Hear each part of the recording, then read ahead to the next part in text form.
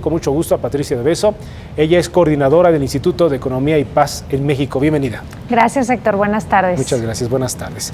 ¿Qué se encontraron y qué fue lo que revelaron? Cuéntanos. Bueno, justo presentamos este reporte hace unos días, como bien comentaste. Lo que vemos en las tendencias en los últimos años en el país es que veníamos con una mejora en los niveles de paz. Empezaban a disminuir algunos delitos, como los homicidios, los delitos con violencia. Sin embargo, vemos que estos niveles de paz en el último año se estancaron. La mejora fue solamente del 0.3%. Y esto se debe básicamente al incremento en la tasa de homicidio que hubo en el último año en el país. ¿Esto a qué se debe?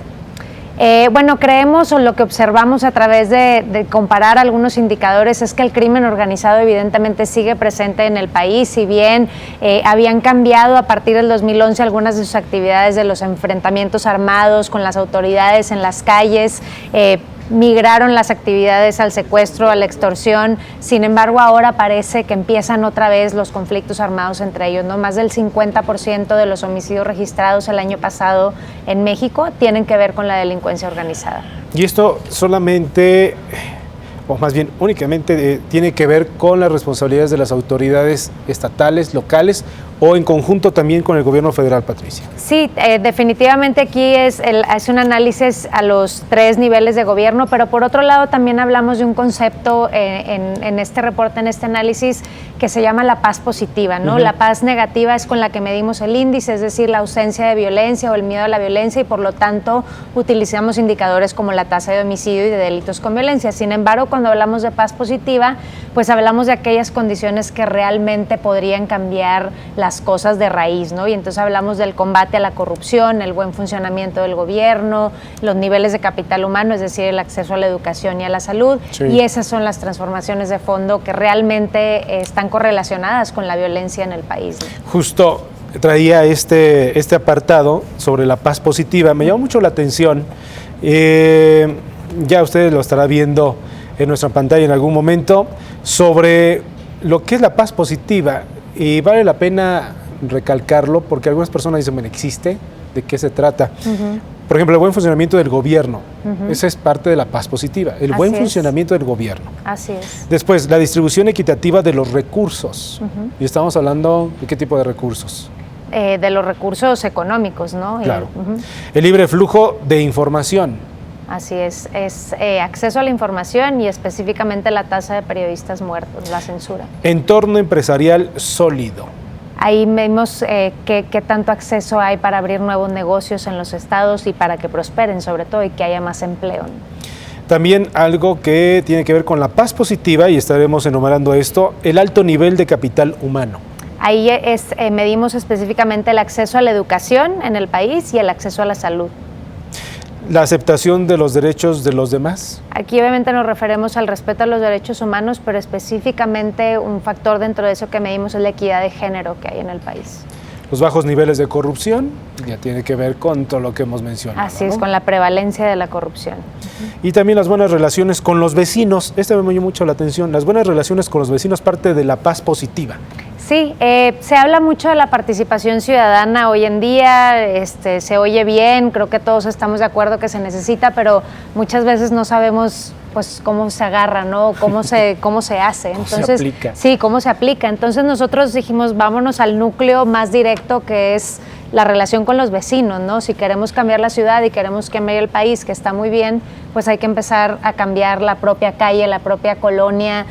Hay muchos casos exitosos en el país de vecinos donde las colonias son peligrosas o se han vuelto inseguras, pero entre ellos se cuidan, ¿no? Al conocer al vecino, al estar al pendiente, pues la dinámica empieza a cambiar, ¿no?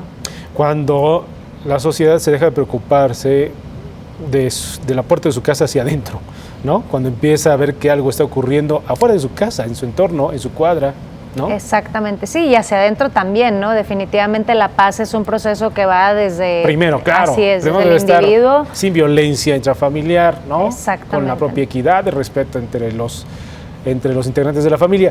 Parece un asunto de primaria, pero no es al momento en que se ha olvidado, y de ahí que hemos tenido varios ejemplos de cómo es que no se ha seguido, estos que son premisas de la misma sociedad, ¿no? Exacto. En donde por familias desintegradas o por mal cuidado, pues los chicos son abandonados, y no precisamente en la calle, son abandonados en donde no hay cuidado de lo que están haciendo. Sí, simplemente se crean espirales de violencia, ¿no? Y por eso también medimos el impacto económico de la violencia y medimos la paz en los estados, porque una vez que se han generado estos ciclos de violencia en el país, pues no solamente nos cuestan o nos impactan en el año en que sucedieron, ¿no? Sino que son fenómenos culturales, los desplazados, la gente que se ha tenido que salir del lugar donde vivía por miedo, por inseguridad, empiezan a crear fenómenos culturales que son difíciles de medir en el momento, pero que creemos que hay que tomar en cuenta, ¿no?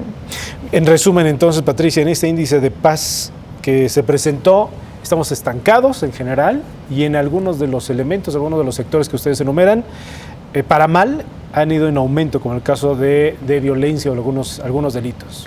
Sí, bueno, los que vemos en particular que van a la alza es la tasa de homicidio, aumentó un 6% en el último año, cosa que aunada a otro de los indicadores que tenemos, que es la impunidad precisamente en este delito, pues es preocupante, ¿no? En el 2007 veíamos que había 4 sentencias por cada 5 casos de homicidio, y hacia el 2013 vemos que esta relación cambió de 1 sentencia por cada 5 casos de homicidio, ¿no? Entonces aquí obviamente uno de los llamados o las recomendaciones de este análisis y este reporte es la impartición de justicia que hay en el país y cómo funciona todo ese proceso, ¿no?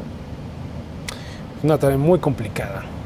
Así es, hablar de la paz es complejo, definitivamente no lo podemos reducir a solamente hablar de ella a través de la violencia o de los delitos, sino que estamos hablando de cosas más complejas como el combate a la corrupción y mejorar la administración de justicia que hay en el país. Sí, ahora sí, para terminar, cuando hablamos de paz y este concepto nos lleva a estar pensando en naciones europeas, en donde, bueno, si algunas personas están viendo dirán, bueno, también en Europa hay hechos que van contra la paz misma, y estamos hablando del terrorismo, ¿no?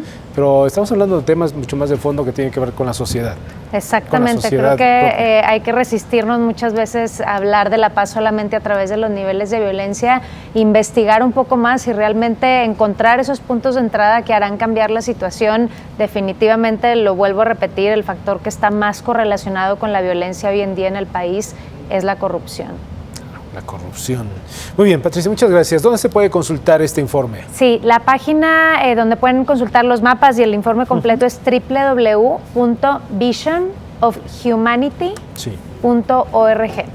Muy bien, aquí le mostramos este ejemplar que tenemos por aquí, y usted lo puede encontrar en la dirección que la misma Patricia lo acaba de mencionar. Mire, hasta combina con la corbata. Muy bien. Patricia, muchas gracias. Gracias, Héctor. Buenas tardes.